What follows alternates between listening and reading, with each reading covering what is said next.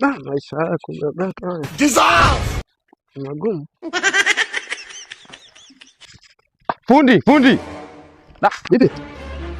Kazi hizo. Unajua. Vipi hapo? Safi. Mambo yanaenda? Mambo yanaenda. Fresh na mbele. Mimi bwana. Nikopo nimepita ofisini kwako pale, sija kukuta. Na bahati nzuri nikapewa maelekezo. Kuna mahala umeenda. Na lakini nashukuru Mungu kukutana na wewe. Ila shida yangu kuu ni moja. Hii hapa kazi. Hizi ndio kazi zetu hizi. Hii nataka nijue gharama yake. Hii issue kubwa sana ni kioo au ni nini? Kama unavyoiona hivi, kama hivyo unavyoiona. Hii simu manake hapo ifanye kazi yani. Ndio maana sisi kutokana tunaaminika hadi wamekuelekeza kwamba mwamba huyu inawezekana juu hapo kakutana naye kama hivyo umetuona. Sasa kiufupi hapa mjomba. Hii ngoma sisi ofisini kwetu. Ilivyo. Kwamba ukilipia leo hela, kesho asubuhi na mapema ukija ofisini unakuta kazi tayari. Sasa kitu kimoja. Na gharama yake mjomba kioo kutokana na maisha ya sasa hivi unajua mara kila unapogusa mafuta yamepanda sio ni nini. Hapo utatoa shilingi 70,000 tu.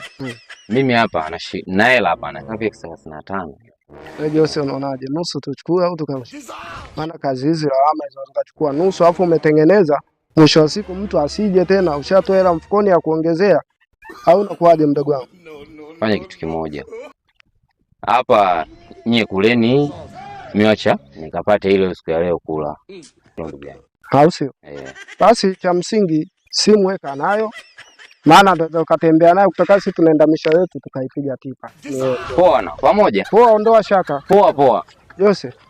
Twende bana tukawahi kazi zingine maana Mungu tuna. Umeona hii? Hii hapa hii 15 tayari nimeshia shemeji yako. Wewe sasa humu utakula 5,000 shika.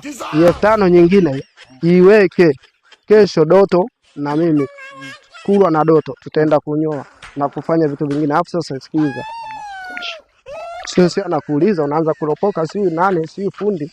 Mlichukua hela ya kinini utajua mwenyewe na kitokea akija kesho usisahau kumaliza mchezo. Mjomba mjini hapa akili hapa. Bila kutumia akili sisi hatuendi. Au peka mfukoni sisi kadondoka ndio kurudi tena akipelekea.